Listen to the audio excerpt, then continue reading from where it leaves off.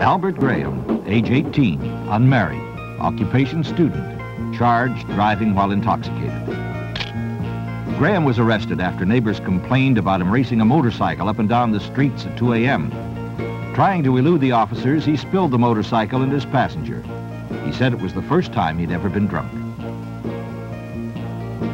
Charles Buddy Vogel, 39, married, one child, occupation salesman, charged DWI, driving while intoxicated. Vogel was arrested after police spotted him weaving in and out of traffic. Vogel told police that he was urgently trying to get somewhere, but when they asked him where, he couldn't remember. Agnes Ella Larkin, 55, married, 2 children, occupation housewife, charged DWI, driving while intoxicated. Mrs. Larkin swerved into a parked car to avoid hitting a child. She hadn't even seen her until it was almost too late.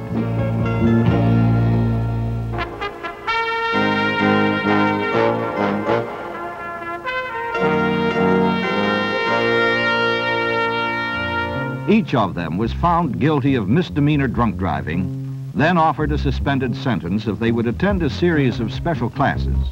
The purpose of these classes wasn't to teach driving skills. It was to help the students realize that they all had at least the beginnings of a serious drinking problem, then to help them discover why they did and what they could do about it. The first step in this was to have them write down all the things that led up to their arrests. I've been planning to have this party for a couple of weeks, ever since my mom and dad decided to spend that weekend with my aunt and uncle who live way upstate. Everybody was supposed to bring their own liquor, but since the party was at my place, everybody was giving me drinks. I'd had beer before, but never a mixture of hard stuff like I had that night.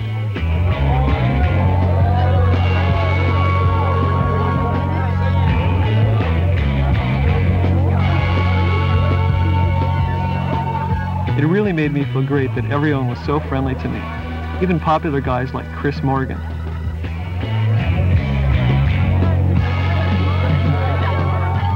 And girls like Gloria. Not that they were snobs, it's just that I was never part of their crowd before.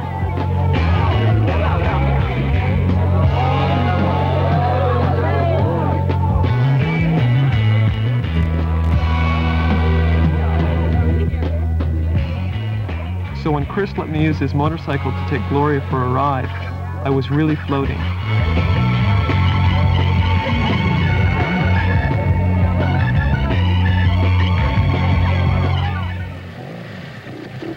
When I look back on it, though, I still don't know what made me do a crazy thing like that, even if I was drunk.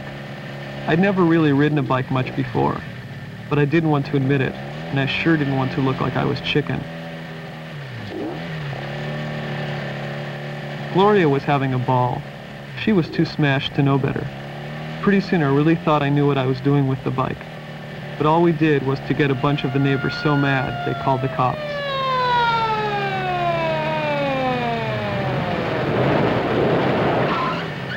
By this time, I thought I was a good enough rider to shake them off.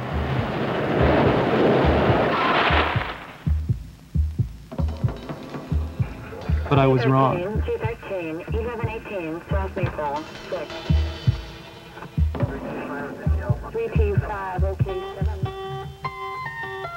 It was a Saturday morning. I'd brought a mountain of work home from the office that was going to take me all that day and most of Sunday to get through. Naturally, I needed the results yesterday. But then my wife reminded me that I'd promised to take her and our son Billy on a picnic that day. When I told her I couldn't, she reminded me that was the 3rd time I'd had to call off a picnic because of work. So then I started reminding her of a few things. Well, one reminder led to another, and I ended up going down to the office to finish my work.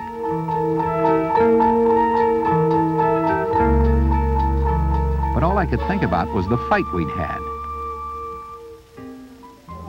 So after a while, I dropped into this bar where a lot of us go after work, and I met this friend of mine, George.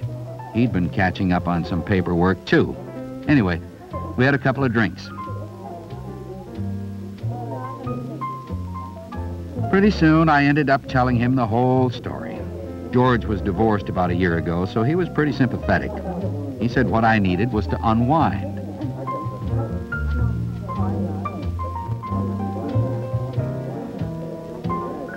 But after a few more drinks, I started thinking about how I'd disappointed my wife and son, feeling sorry for them, and even sorrier for myself.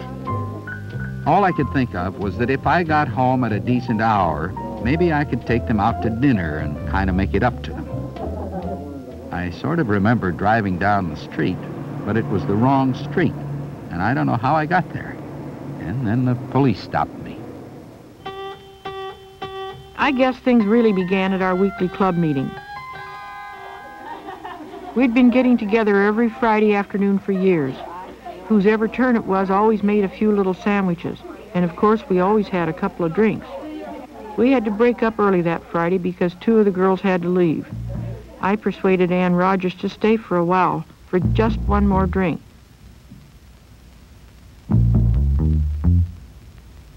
But pretty soon she had to go too, and I thought, there I was, left alone again, with nothing to do. Of course, there really was plenty to do, but I just didn't feel like doing it. So I tried to read, but I couldn't keep my mind on it.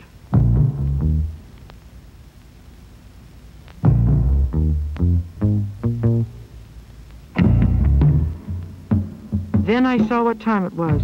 My husband, Harry, was coming in on a 5 o'clock flight, and I was supposed to pick him up. Harry had been out of town all week on business.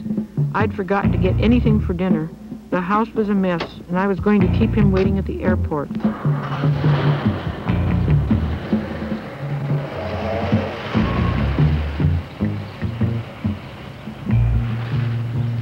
All I could think of was that if I wasn't too late, maybe he wouldn't be too angry. I just wanted to do something right that day, but it turned out all wrong.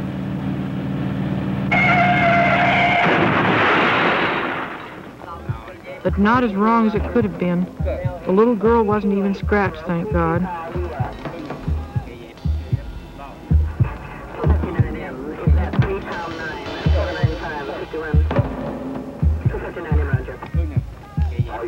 But I just couldn't believe I'd gotten to the point where I could almost kill another human being just because I'd been drinking.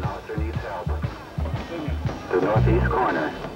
Nobody gets to that point overnight. It's usually a pretty slow process. It creeps up on you little by little, and most people can't or won't understand what's happening to them. To help these people overcome this barrier, they were next asked to write about why they drank, not just the time they were caught, but any time.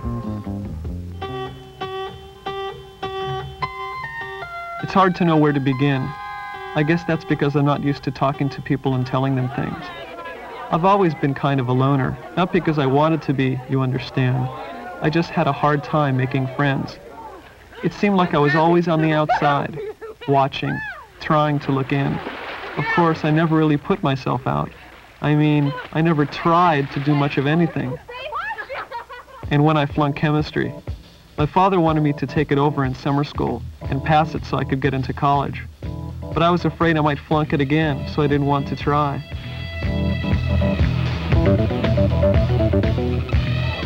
And when I did go to parties once in a while, I'd always do something like play the records.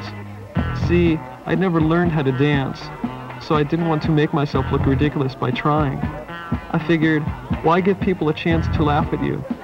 At least, that's the way it seemed to me then. When I look back on it, I guess that's why I gave the party, and why I got drunk and wrecked Chris's motorcycle. I just wanted to prove that I was somebody, and for a while, I was.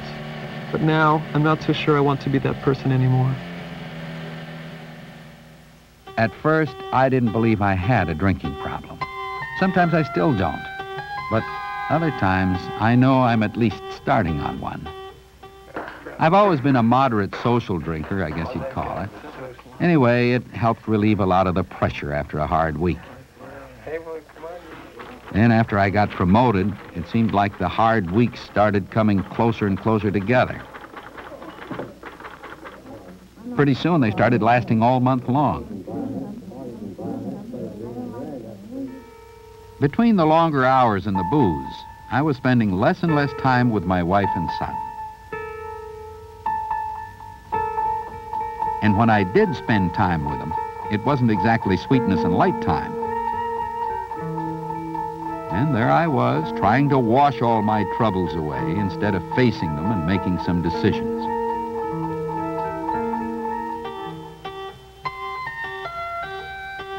It began a few years ago, but it seems much longer now. Both of our children were married and lived quite far away, and my husband's business was taking more and more of his time. He had done quite well in business, so I didn't have to worry or work either. But I guess even if I'd wanted to work, Harry wouldn't have liked the idea. Most of my girlfriends were in the same boat. Whether we were married, widowed, or divorced, we were all looking for something to fill in the time. And whatever that something was, it was usually accompanied by a few drinks, by me at least. Then I began having physical problems because of excessive drinking. My doctor said I should stop immediately, but by that time I was physically addicted to alcohol. I couldn't stop.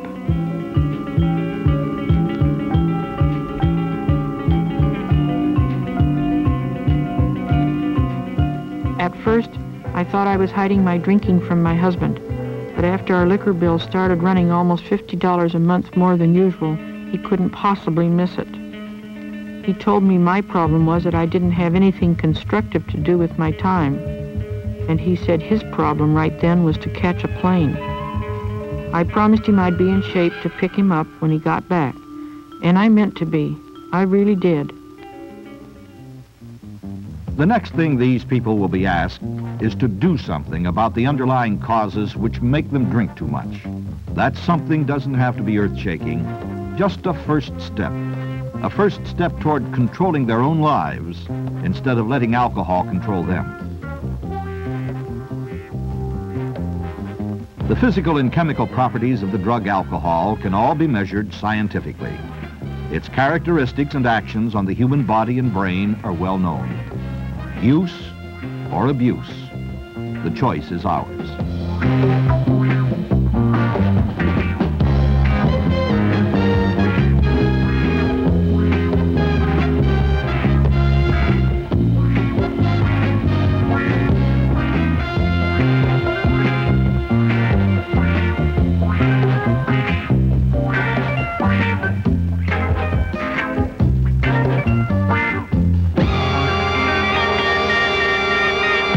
Doesn't look like the kind of place to hold a scientific experiment, does it?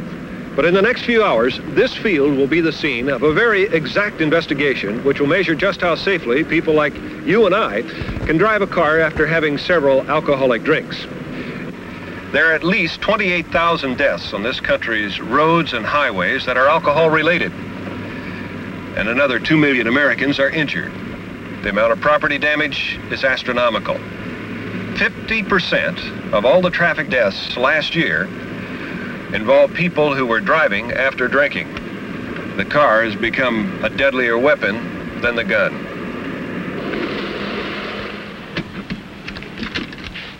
Occasionally, I drive after I've been drinking. And if you really want to know the truth, I think I drive better after I've had a few drinks. And there are a lot of other people who think they drive better after drinking.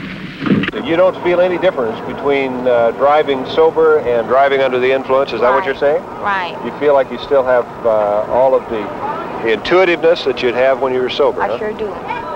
Do you consider that you could be a reasonably safe driver on the streets with 6 drinks? Yes.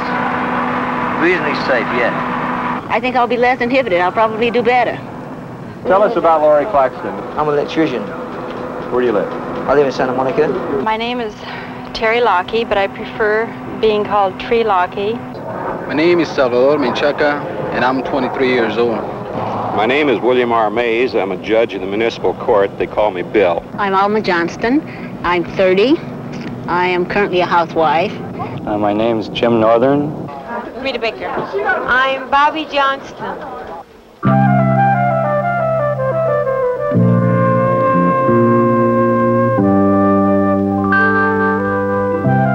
Based on the results of a test conducted by the Alcohol Safety Action Project, these people have been asked to take part in a unique scientific experiment because they have proven to be more resistant to the intoxicating effects of alcohol than the average driver. One of the main reasons that I'm here is because I want to see how .10 affects my driving. I just wanted to see what it would be like. Free booze, free food, why not? I want to get some experience, you know, because they caught me for drunk driving one time. So I said, might as well go over there and try to learn something, you know. And it sounded very interesting, and I thought it would be very enlightening to find out what it felt like to perform under the influence of alcohol, and also to find out what it feels like to be at .10. To choose the test subjects for the experiment, more than 500 questionnaires were sent out to a representative sample of the people who live in Los Angeles County. More than 100 of those who responded were invited to take part in a preliminary screening. During the screening, the subjects were tested before and after drinking on problems that required manual dexterity and coordination, including the field sobriety test, currently used by law enforcement officers throughout the country. Based on the results of the preliminary screening, the 30 people who exhibited the greatest resistance to alcohol were invited to take part in the driving phase of the experiment. So the people who'll be doing the driving are the ones who proved they could hold their booze the best. Police department was very fair in setting this up. They haven't tried to load it at all. They gave us over 8 hours of very intensive training on each of the tests that we'll be put through to bring our proficiency on the test to the highest point. So I feel that they have a very accurate figure as to the proficiency level of each of the drivers. And we learned a lot here. The officers are telling us how it's to be done, and some things I didn't even know. I've been driving for over 30 years. This corner right here is exactly the same curvature as this one. So if this can be made, let's say, at 20 miles an hour, then the next one should also be able to be made at 20 miles per hour. But you drive it to your ability levels rather than trying to look at the speedometer and say, okay, I'm going to drive it at 20 miles an hour or 25 or what have you. You drive it to what you feel like you can handle. Now keep in mind that these are ideals. This is not necessarily what you should be doing it in.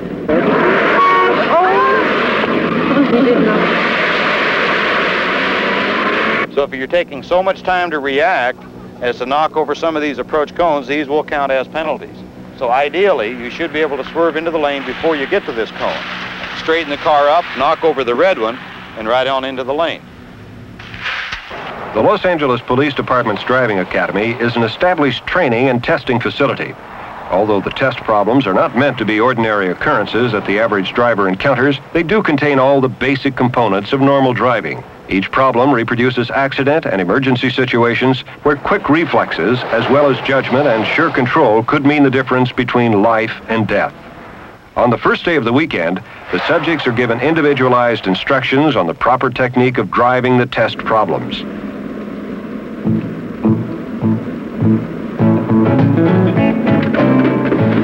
At first, the subjects experienced difficulty with some of the problems, but after a day of intensive training, everyone had reached their maximum level of proficiency.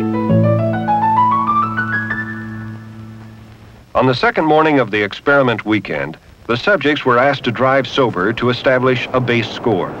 Each subject's sober score will be compared to the score achieved while driving after drinking. Since thousands of drivers have been tested on this course, a precise method of scoring was available for the experiment. In the state of California, as in other states, a person having 0.10% alcohol in their bloodstream is presumed by law to be driving under the influence.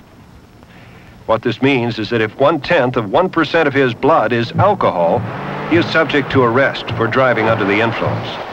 But is a driver really impaired 0.10 blood alcohol concentration? Is he a danger to himself and others on the road? That's what we're here to find out. This experiment was designed to answer that question in a controlled manner.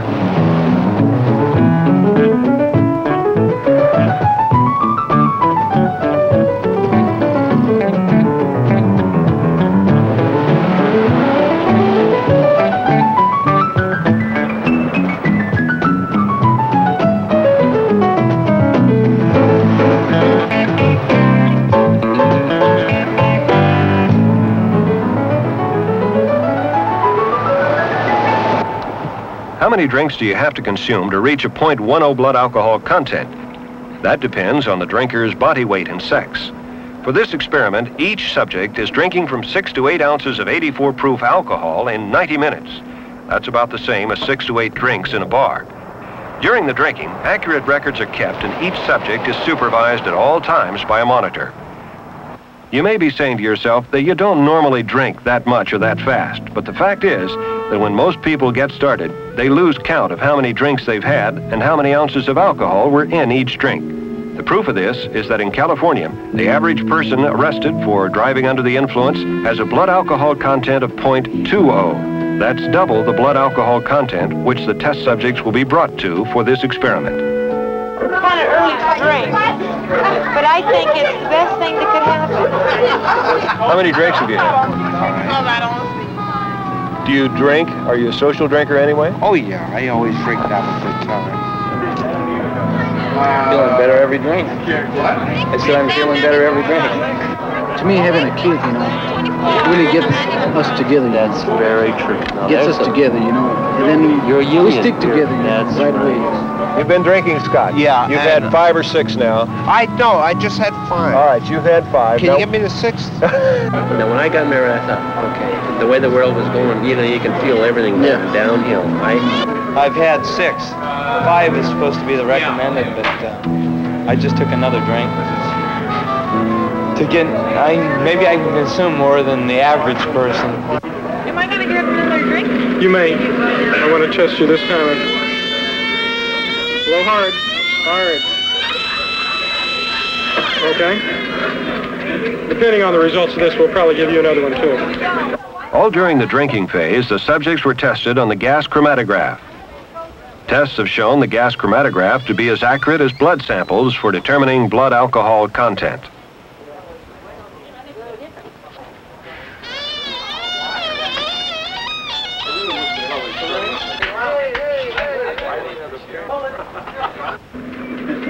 Hard, come on. A big guy like you ought to be able to do better than that. I want to say to you. Come on, Jim, hurry up. Okay.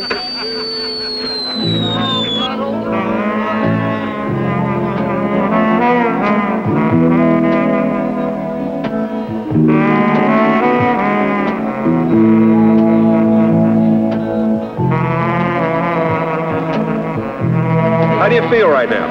A little tipsy. I'm bombed. I feel great. I'm intoxicated. I'm drunk. I'm going down on this. This is bitter. He's doing good. When you get out there on this field with the kinds of tests that you've already been through sober, what do you think you'll do? What's going to be going through your mind?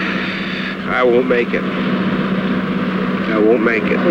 How about you, Rita? I'm going to do beautiful. Why?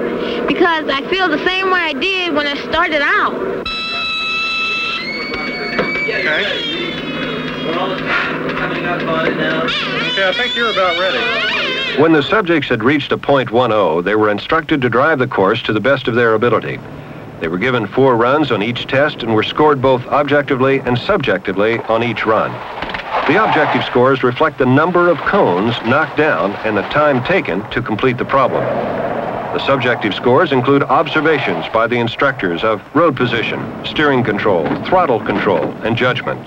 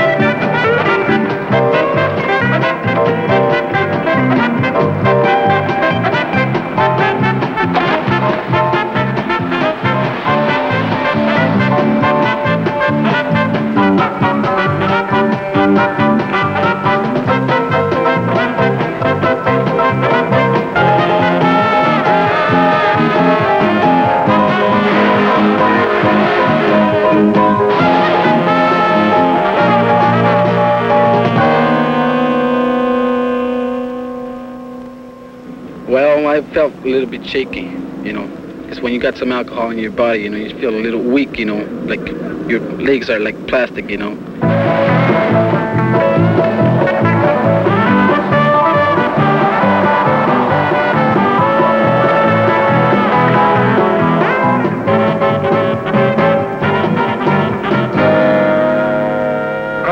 probably the original little old lady driver, and now I have a chance to really honk it on.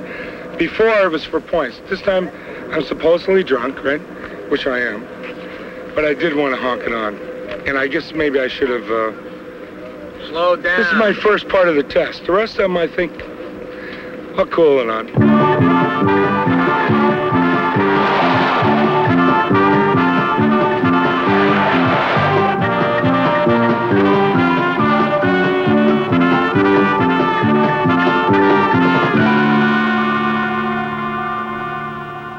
Bit of alcohol. Now your speed judgment changes. It's amazing though. With the alcohol, I wanted to really rip it on. You were. You didn't hold a constant throttle. You were using constant acceleration all the way through the problem. Here's the problem of, you think you can handle just a little bit more now, but it's just a little bit more than you really need. I know that I can't drive as well as I could have when I was sober versus now. This has proven it to me. And it's really curious, because like I said, I am really the original little old lady driver.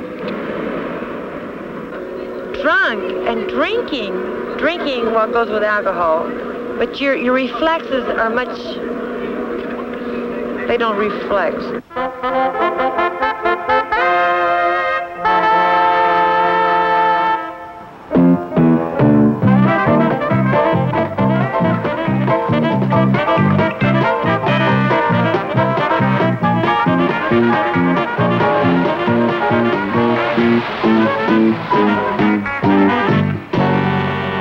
How do you feel, Barbara?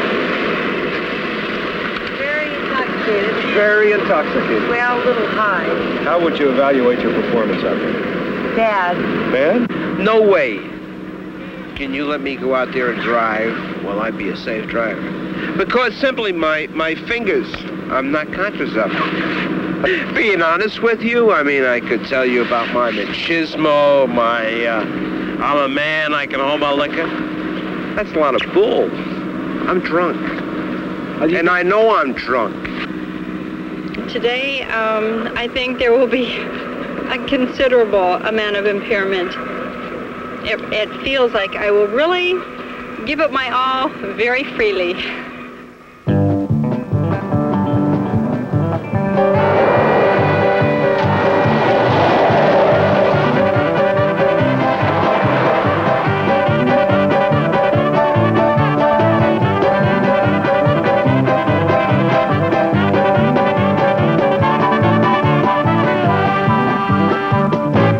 Finally, the subjects arrived at the accident simulator, which calls for good judgment, quick reaction time, and a firm control of the car. Although this problem is the most difficult, every subject was able to drive it sober. Of all the tests, this one most closely resembles an extreme emergency situation. For example, a child jumping out from behind a parked car, or a vehicle coming to a sudden stop in front of you on the highway. If the subjects are not able to get through it now, they probably would not be able to avoid an accident on the road while driving at .10 blood alcohol content. Well, each one has its own thing, but the accident simulator is by far the toughest one to negotiate.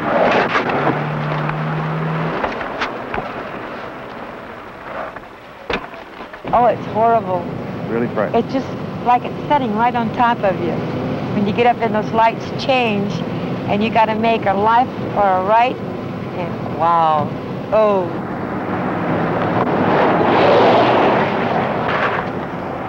You have to think really quick. As soon as the lights change, you've got a split-second decision. Well, the action simulators are very hard. That's the hardest of all.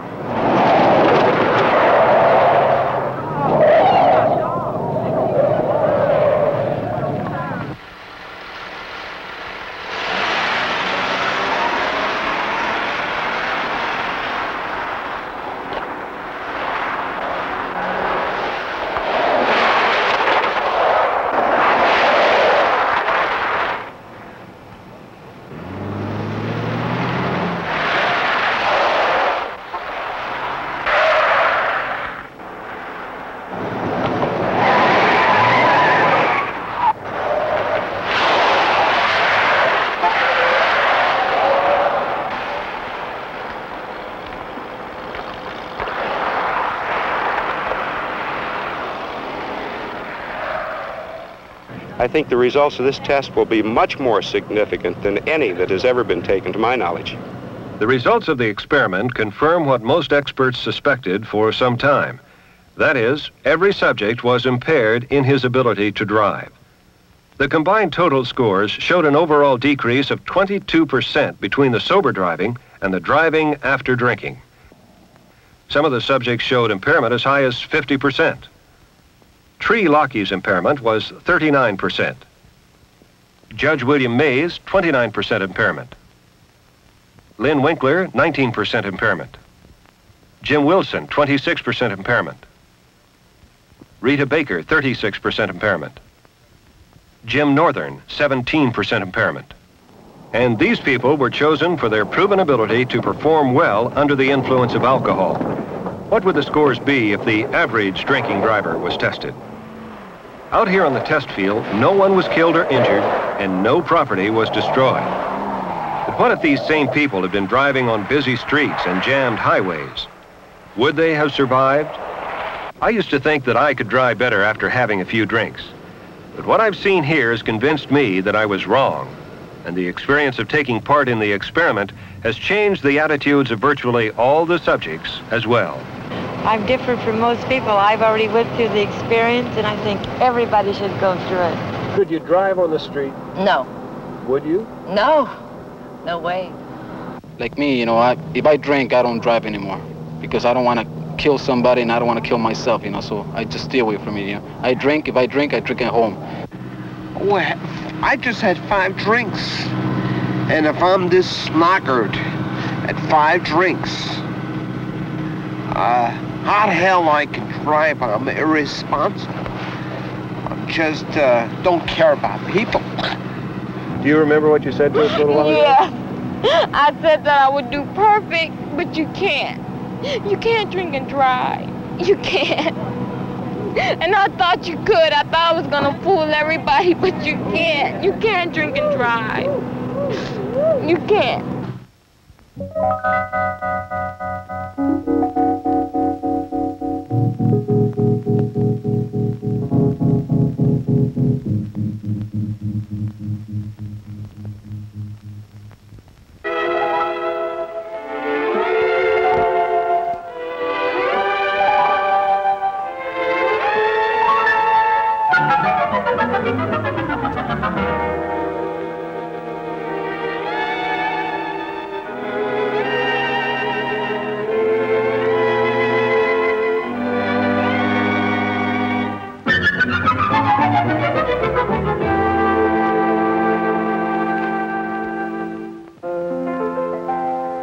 Here is any man. John, Johann, Juan, or Jacques.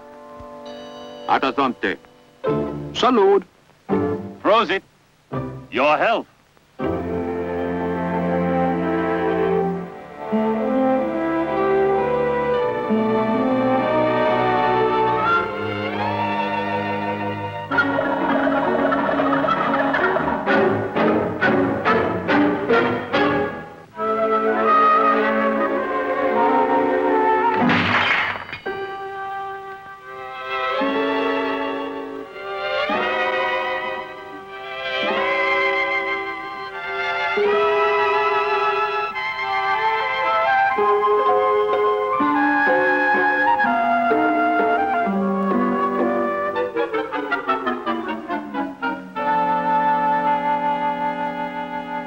Alcohol. What is alcohol, anyway? Alcohol is the root of all evil. Down with King Alcohol. Have you tasted the delicious flavor of Bacchus sparkling nectar? Its drinking causes most of the world's misery.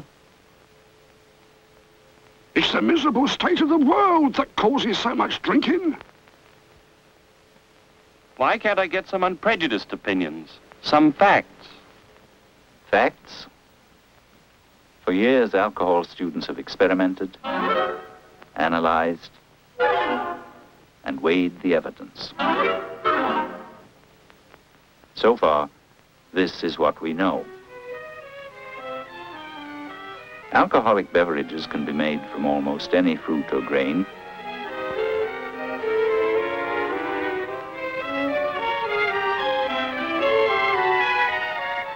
each containing different amounts of ethyl alcohol. Alcohol, of course, enters the stomach and intestines, and from there it's rapidly absorbed, unchanged, into the bloodstream. In this stream, it's circulated again and again through all the organs, through each and every cell of the body. As it passes through the liver, alcohol is gradually changed into acetaldehyde and then into acetic acid, which in its turn is changed into water and carbon dioxide by other body tissues. In this way, most of the alcohol is gradually oxidized, but for a small part which is eliminated through the breath and the kidneys. But drunkenness, how is that caused? Well, you see, alcohol is an anesthetic, which is brought to the brain in the bloodstream. Imagine the brain as a complex control center which determines our actions and behavior. When alcohol enters the brain, it interferes with these functions. First to be affected is reasoning power, then inhibition, and memory. Gradually, alcohol affects vision, speech, and hearing. Eventually, muscular coordination is affected. If all these faculties are put to sleep, your consciousness goes.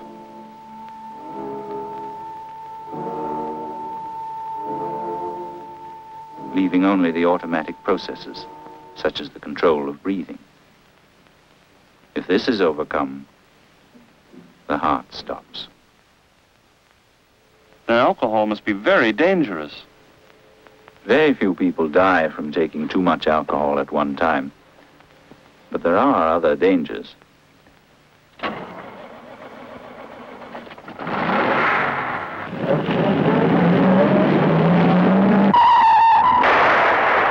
See what I mean? Why? Why do people drink?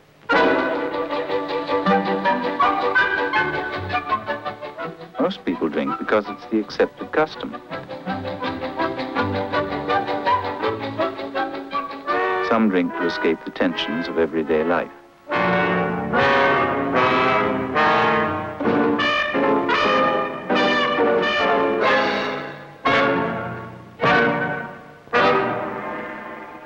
But for a few people, alcohol becomes an obsession. Such a man begins with some deep conflict in his personality.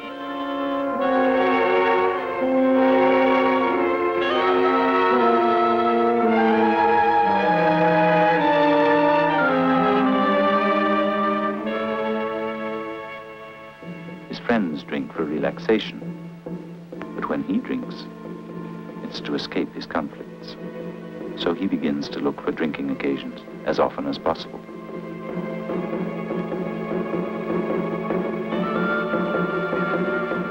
When he can't find any other excuse, he sneaks a drink alone.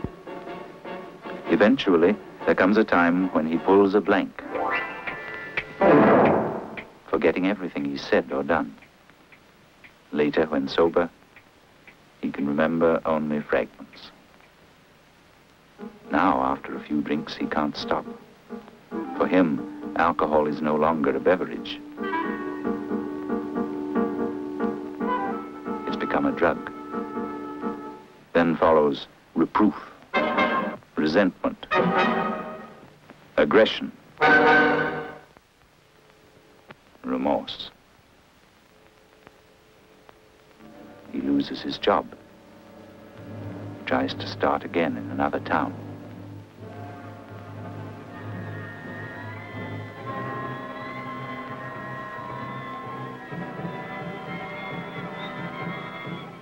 It doesn't work.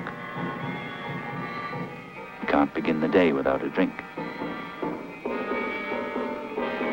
And after one drink, he must have more, and more, and more. More, until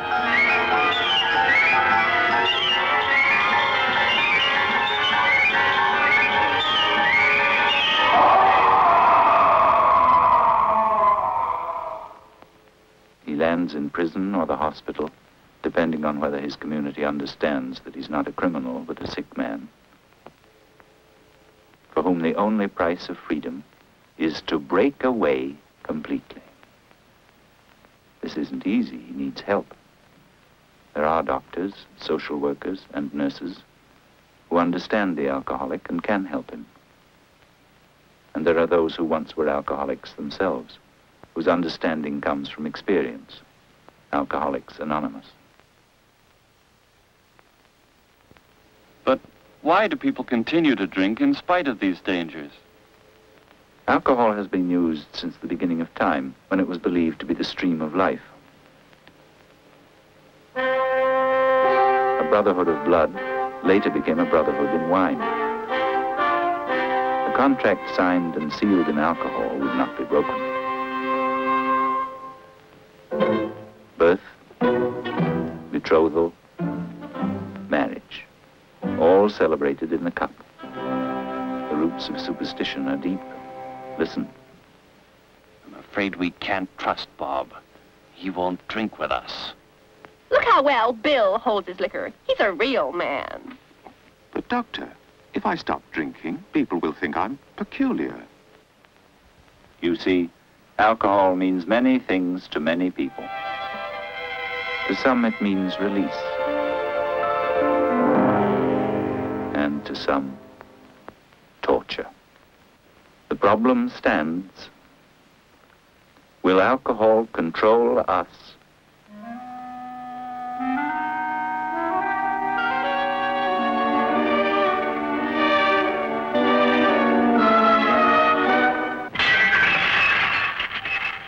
Or can we control alcohol?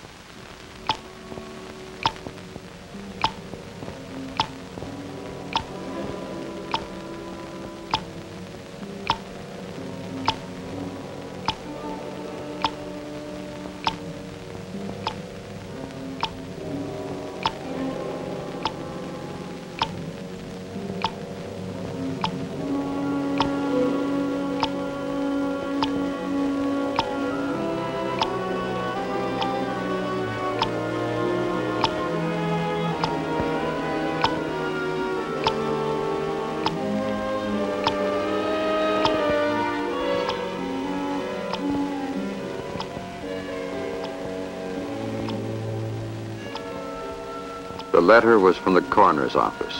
Standard procedure, matter of fact, and as always, slightly inhuman. Dear Dr. Corville, the brains in the appropriately labeled containers are those of Miss X, aged 22, and Mr. Y, aged 44. Both were killed in an automobile collision on May 22nd. His car was struck by an oncoming car driven by Miss X.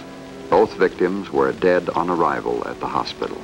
Mr. Y had been driving erratically prior to the collision. The question arose whether the diffuse hemorrhage found at autopsy occurred prior to the collision. In the case of Miss Y, very little change was found in the brain, and the question here is whether any factor other than the injury itself contributed to her death. Since there is legal action pending, we will appreciate your earliest examination of these specimens. The police reports are enclosed for your perusal.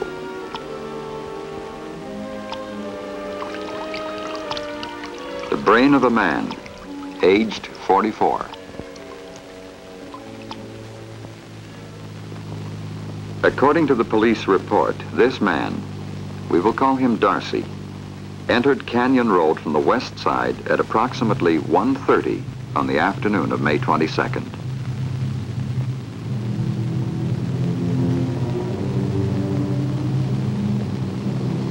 Darcy had a history of alcoholism.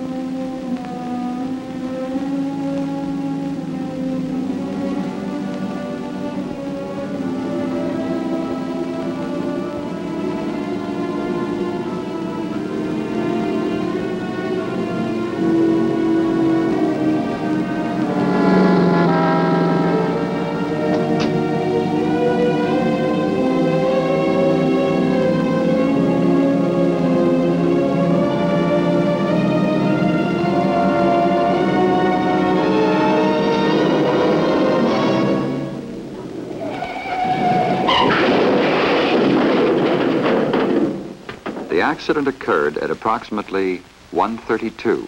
According to the police report, Darcy was not dead when the ambulance arrived. The brain of a man, aged 44.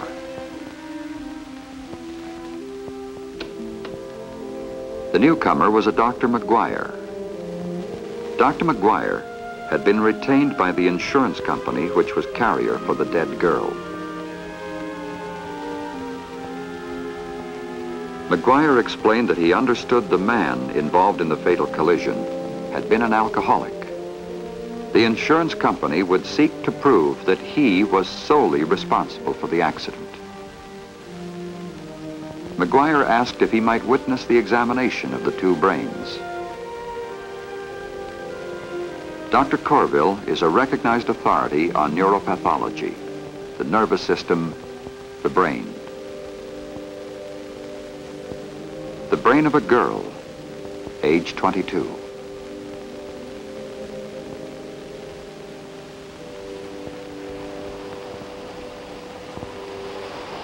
According to the police report, the girl, we will call her Julie, left the restaurant at approximately 1:25 on May 22nd. She had driven across Canyon Road to meet her fiancé for lunch. During this hour, she had 2 cocktails. Her fiancé had to leave early, so Julie finished lunch alone. The drive across Canyon Road to the aircraft plant where she worked as a secretary normally took her 15 minutes.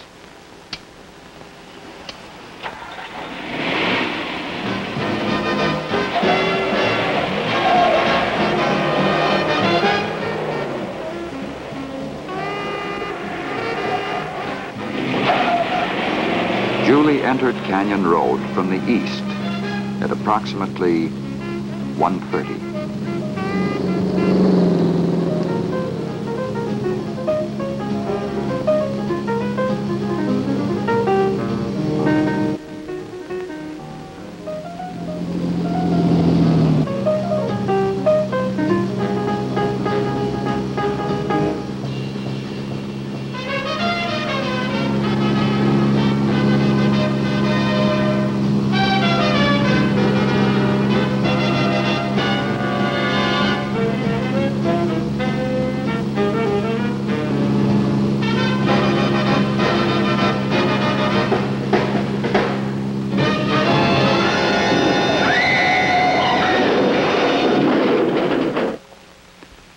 The police report states that Julie was dead when the ambulance arrived.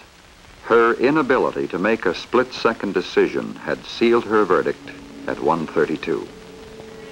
The brain of a girl, aged 22.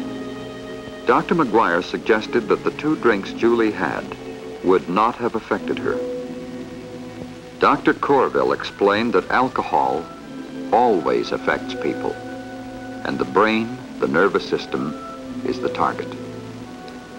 But the brain of a young person, such as Julie had been, would not yet show the ravages of alcoholic poisoning unless she had been drinking heavily over a long period of time.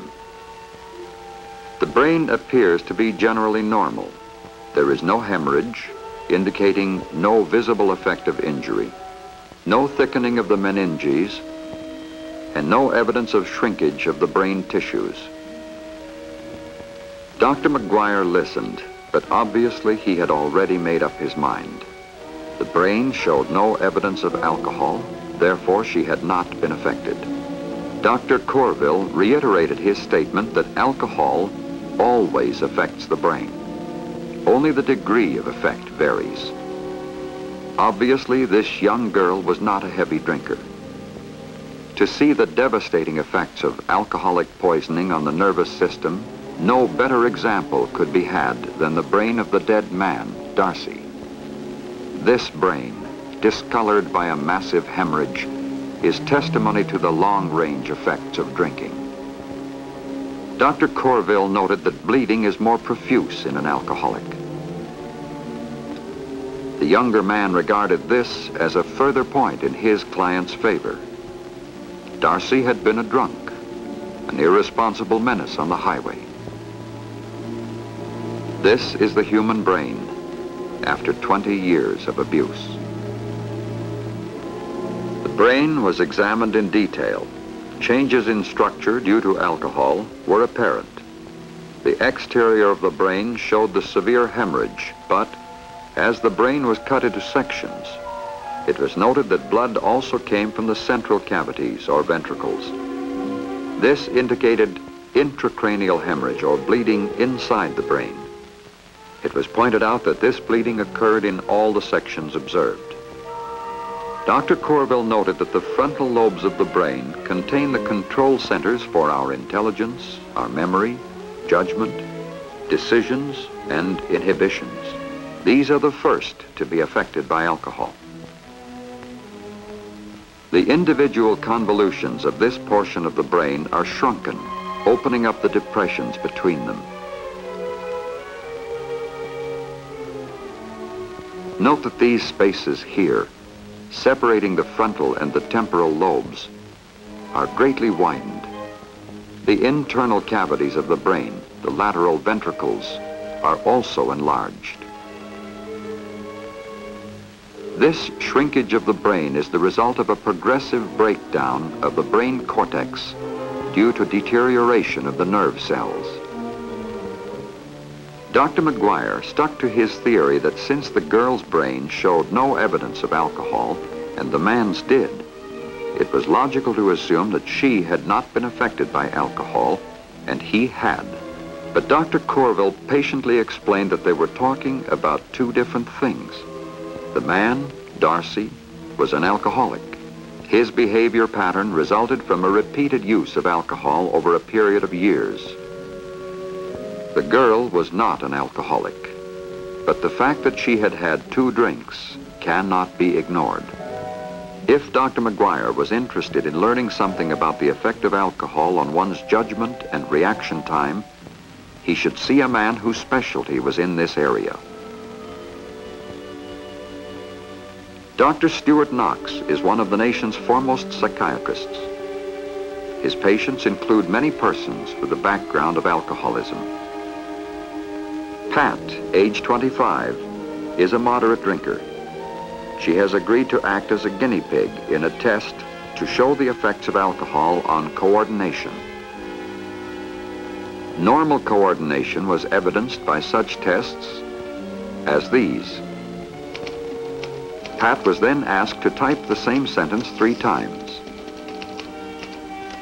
The sentence read, "Dear Sir, this is a test to determine the effects of alcohol on a person's coordination." Pat was given 1 drink containing 1 ounce of 100 proof alcohol. 30 minutes later, Pat was given a 2nd drink, the same amount as Julie had taken the day she was killed. The contraction of the eye, as seen by Dr. Knox, was now somewhat sluggish.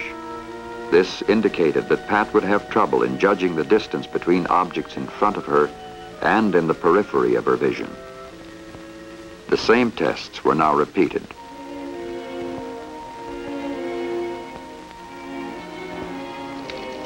She was again asked to type the same sentence 3 times.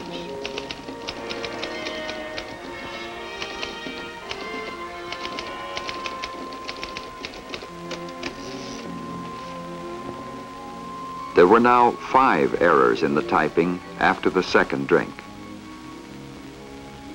Dr. McGuire asked if a glass of beer would have had the same effect. The answer: there is the same amount of alcohol in a bottle of beer as there is in a glass of wine or a shot of whiskey. Dr. McGuire was beginning to wonder. The following day, Dr. McGuire attended a lecture given by Dr. Corville at the School of Medicine, Loma Linda University. Because of his preeminence in the field of neurology, Dr. Corville's concern with the growing impact of alcoholism on society has helped to focus attention on the problem. Dr. Corville was discussing the characteristics of brain changes leading to atrophy or shrinkage. Such atrophy causes irreparable damage to the brain. This slide shows the cerebellum of a chronic alcoholic. These large cells show degeneration. Some are missing entirely. These are the cells which govern our sense of balance. Their deterioration leads to unsteadiness. Here, the nerve cells of the cerebral cortex show the degrees of degeneration, from minor changes to severe. These changes are shown in greater detail under this higher magnification. Some cells appear almost normal. Others have all but disappeared. The process of progressive deterioration leads to this ultimate change in the brain. The lower half, with membranes removed, presents the shrunken convolutions with widened spaces between them. In the upper part of the brain, we see a thickening of the covering membrane, a sign of an aged brain. Aged in this case by alcohol. After the lecture, Dr. Courville asked Dr. McGuire if he would like to see some 16mm film taken at a sports car gymkhana. A gymkhana is a sports event designed to test the skill of expert drivers under various conditions. The gymkhana was held in the San Fernando Valley, California, and was based on tests conducted by the Dade County, Florida Department of Public Safety to determine the effects of alcohol on drivers. These drivers are members of a sports car club. Each man is driving his own car. Each man drove over the course 3 or 4 times before the tests began. Again, it should be noted that these men are expert drivers. Having thoroughly familiarized themselves with the obstacle course, each driver was given a drink containing 1 ounce of 100 proof alcohol, 1/2 hour before he drove the course. Here is what happened after the first drink. For purposes of clarity, we have concentrated on the footage showing the red Morgan driven by the white helmeted driver. This driver's score at the end of the gymkhana was average. Here he comes.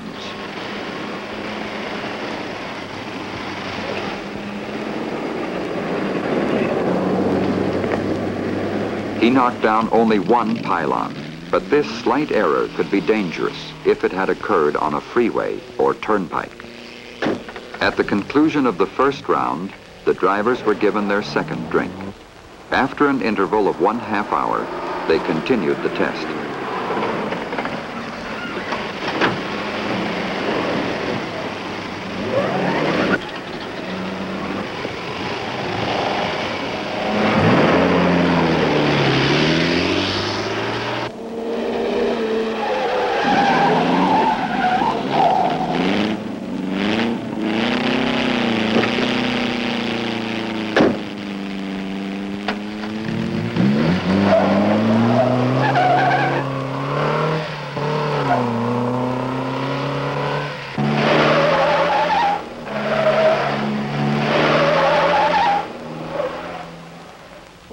Remember, this particular driver's performance was quite typical.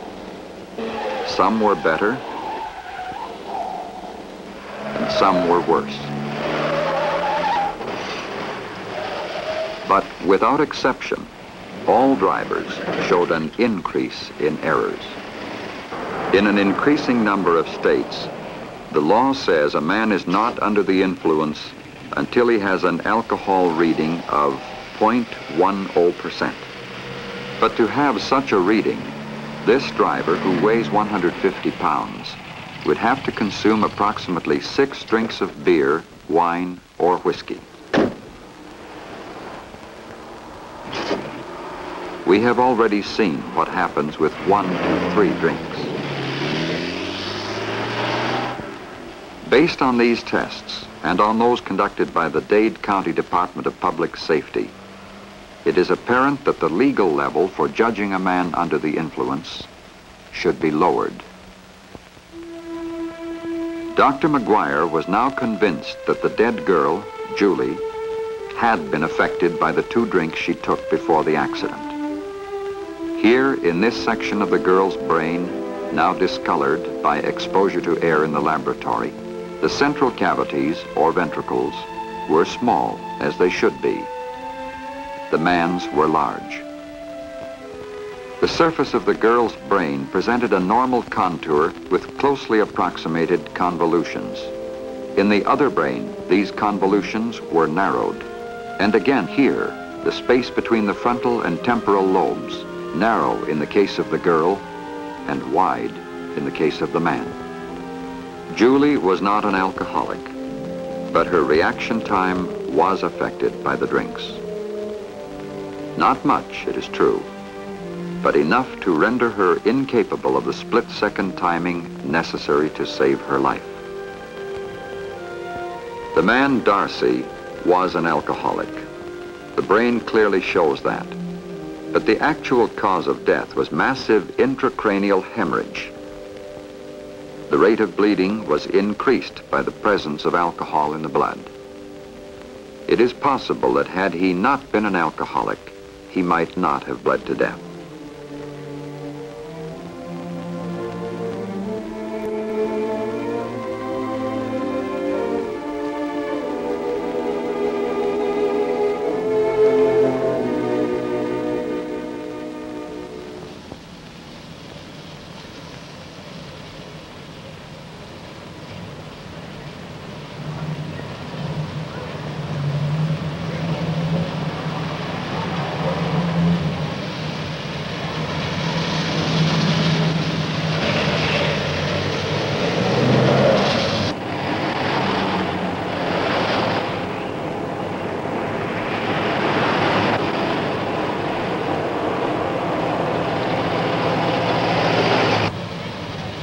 An age of split-second decision, judgment, and coordination.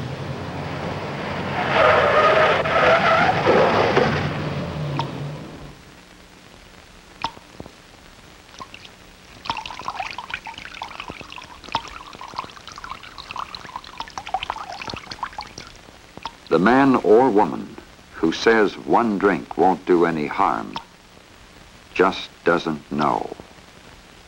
These people didn't know.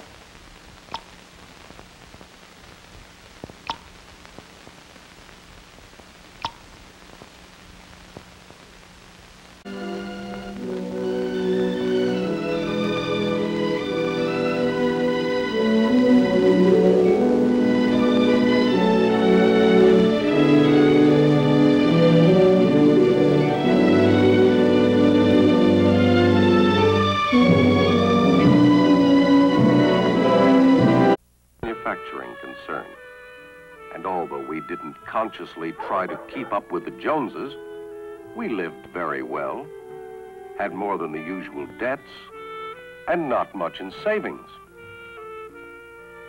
I had a good insurance program to help look after the family. We were covered for fire, theft, illness, death. I thought I was covered for anything that could happen. I never thought about the possibility of being removed from the scene by the law.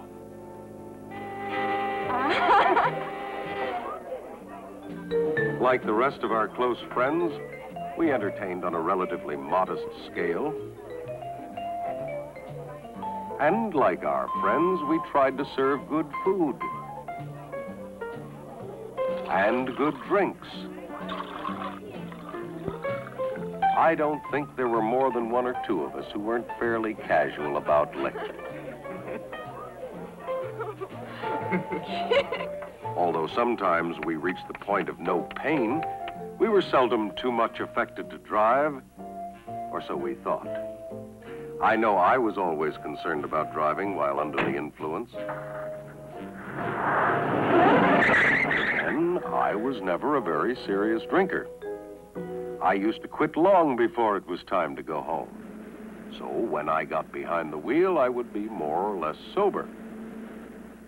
I suppose, like the average person, I couldn't see much difference in my coordination or my reaction time. Even after a few drinks, I always felt I had the situation under control. Since I was convicted and sentenced, I've learned more about the subject. It's a perfectly simple process. Alcohol passes from your stomach into your bloodstream. Where it goes on and other things, the rate of absorption. But while some experienced drinkers have learned to control their actions and may not appear really intoxicated, the speed with which alcohol begins to have its effect on the brain and nerve centers varies only slightly from one person to another, in spite of appearances, as I found out from my own case. There is a legal definition of intoxication. The amount of alcohol in your blood can be measured through tests. Between 0.05 and 0.10%, a person is affected to some extent, but not legally intoxicated. But when the alcohol reaches 0.15%, to quote the authorities, every individual with this concentration would have lost to a significant extent some of that clearness of intellect and control of himself that he would normally possess. In other words, he or she is legally under the influence. I never realized it when we used to see some of our guests off in their cars, but according to the experts in such matters, the last functions to be developed in us as human beings, judgment, conscience, and moral values, are the first to be affected. When this happens, inhibitions are released, while muscular reaction has been slowed. We tend to feel equal to any situation. It's during this period of no restraint and unwarranted confidence, coupled with dulled perception and impaired physical ability, that any drinking driver attains his peak of hazard and is ready to become a traffic statistic. That's what happened to me. A friend of ours was celebrating a big promotion. We were still on cocktails and hadn't eaten yet. I didn't expect to leave the party until late, and I wasn't the least concerned about the problem of driving. Mary, telephone. Then we got a call from the babysitter. She had taken sick, and we had to rush home. We hated to leave, but the idea of driving didn't bother me. At that point, I felt I was the best driver in the world. Everything went smoothly, as it had many times before.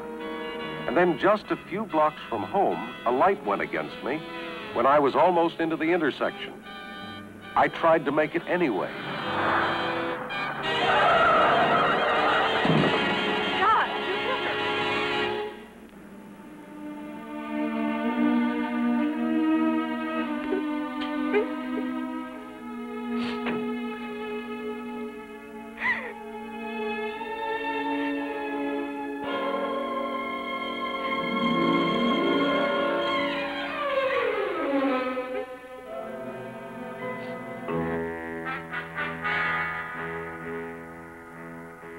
I always thought a bad shock would completely sober a drinker. It doesn't. I was under the influence.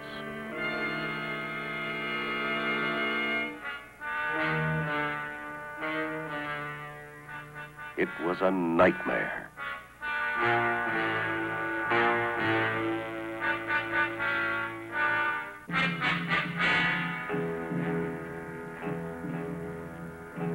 I didn't feel intoxicated, but I was booked as a felony drunk driver. My first night was spent in the drunk tank at the main jail. If I had preserved anything of human dignity to this point, it deserted me now. I don't remember the next sequence of events too clearly, but I remember my wife. She had her own nightmare to live through, and I know it was worse than mine. Somehow she made me realize we would live through all this, back to real life again.